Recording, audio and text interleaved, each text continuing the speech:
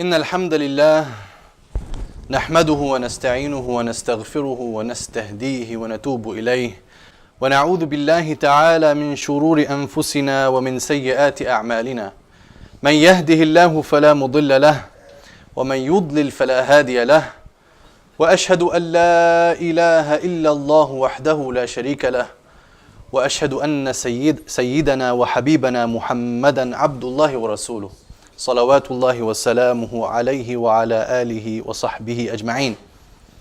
أما بعد فيقول الله تبارك وتعالى: أعوذ بالله من الشيطان الرجيم بسم الله الرحمن الرحيم إنا أنزلناه قرآنا عربيا لعلكم تعقلون. Allah subhanahu wa ta'ala says, indeed we have revealed it as an Arabic recital in order that you may understand. And he also said in his glorious book, كتاب أنزلناه إليك مبارك ليدبروا آياته وليتذكر أولو الألباب. It is a book which we have sent down to you full of blessings, in order that they may ponder upon it, that they make tadabbur, and in order that the people of intellect will take heed. And he said subhanahu wa ta'ala, أَفَلَا يَتَدَبَّرُونَ الْقُرْآنَ أَمْ عَلَى قُلُوبٍ أَقْفَالُهَا. Will they not ponder upon the Qur'an, or are there locks upon the hearts?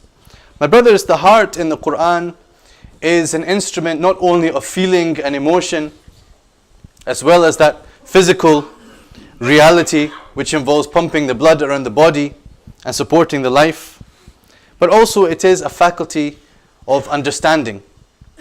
It is a faculty of realizing and appreciating the truth and following it. So there are hearts which are alive and hearts which are dead. And there are hearts which are sealed over. And a stage before being sealed over is to have a lock upon it. And this verse of the Qur'an, while addressing the unbelievers and speaking about the unbelievers, says, do they not ponder upon the Qur'an, or are there locks upon the hearts? And there are many types of locks which are upon the heart.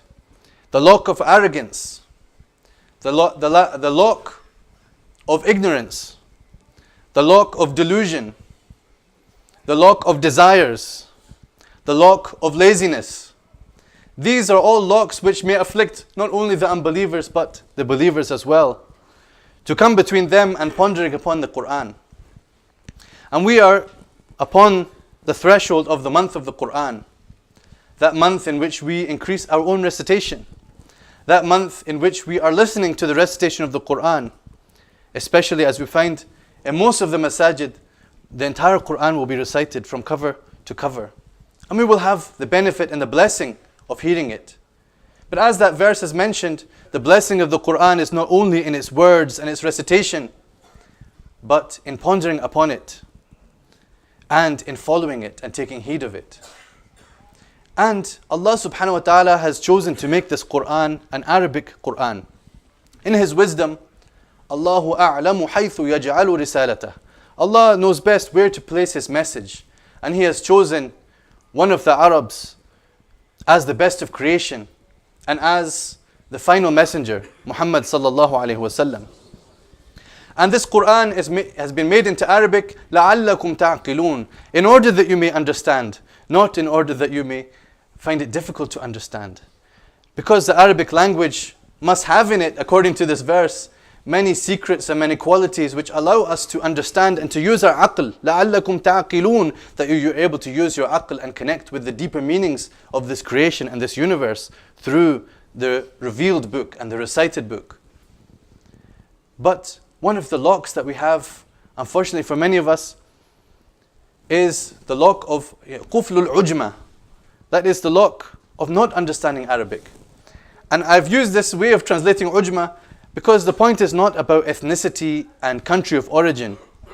I subscribe to the view, and there's a hadith which says as much, that Arabic is not about your mother and your father being Arab is not about your mother or your father, but it is a matter of the tongue. So whoever speaks Arabic, then he is Arab. And Arabic is a language which had united the Muslims in various periods of our history. It became the language not only of the Muslims, but the language of civilization.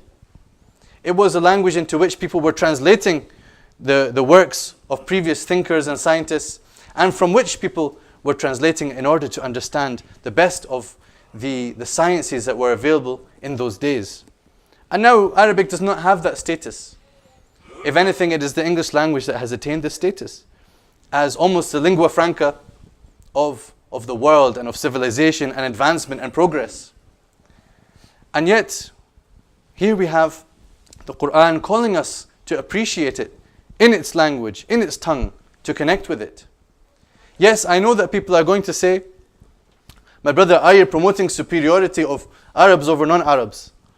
And the Prophet ﷺ has said there is no superiority for an Arab over the non-Arab, or for the non-Arab over the Arab. And this is the reality of our deen.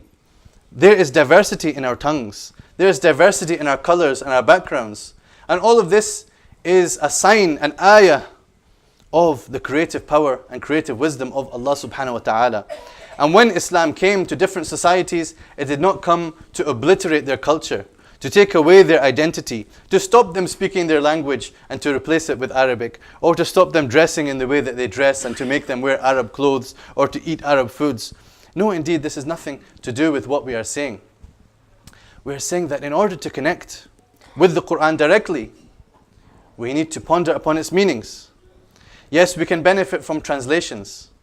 And this is what we should do insofar as we do not understand. We should read translations of the Quran in English, in Urdu, in whatever languages that we speak, that we can connect to, we should read them. But we know for a fact that the translation of the Quran is never the Quran. The translation of the Quran is an attempt by some human beings to convey the meaning in a language that we can understand. And it will always be limited. It will always be subject to human capacity and human error.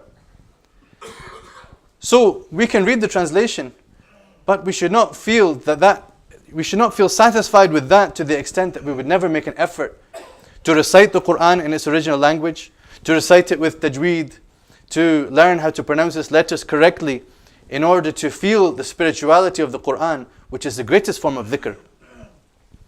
But also, we should not be satisfied to always have an intermediary between us and the Quran. And I know that we are of different ages. There are people now, 20s, 30s, 40s, 50s. We have elders in our community. It is not possible to expect that everyone is going to learn Arabic. And if you are going to do it, it is not going to be overnight. It is something that requires effort. It is something that requires resources. It is something that requires support. But before all of that, it requires an intention. It requires prioritization. It requires recognizing the importance of it. And as adults, there are courses that we can make benefit of. There are courses that we can attend. And it will be difficult. Because as they say, as an Arab saying goes, that learning when you are young is like carving on rock. But learning when you are older is like writing on water. Now this is not reality for everyone. Some can achieve it. But what we need to now think about, my brothers in Islam, is about the next generation. That maybe the opportunities were not developed in full for those who have grown up already in this country. For example, myself, having been born here, brought up here, it was only in my late teens and 20s that I started to learn Arabic, and that took some effort, took some traveling, some investment in time in that specific thing in order to do that. And not everybody will have that amount of time. So we need to think about institutions in our own country. We need to think about starting young. We know the importance of teaching our children, of teaching them the Quran, of teaching them the basics of Islam. I think that the priorities are starting to shift in the right direction. Away from only teaching them how to read alif, ba, ta, tha, jim, ha, how to string these together and to read the Quran. But an emphasis is going into the priorities of learning some basics about the deen.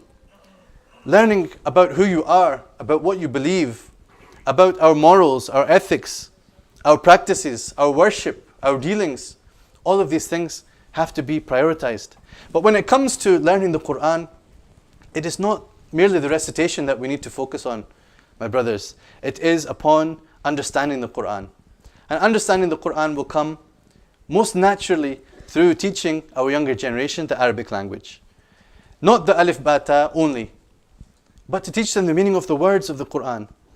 To be able to understand that. Like I said, this is not going to happen overnight. This requires a shift in our priorities. It requires an effort from us. Establishing our own institutions, or making the best use, in addition to that, of institutions that exist, such as our mainstream schools. And there are a group of brothers here and sisters in Glasgow who are trying to launch a campaign to have Arabic language taught in schools.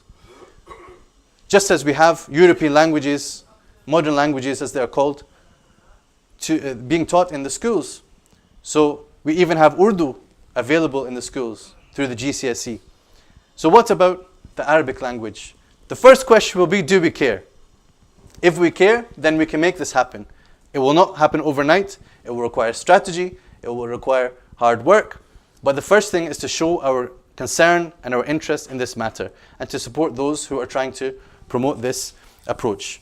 أقول قولي هذا وأستغفر الله العظيم لي ولكم ولسائر المسلمين فاستغفروه إنه هو الغفور الرحيم. I wonder if I've been good today. Didn't hurt nobody, so why am I afraid to pass away? Strange thought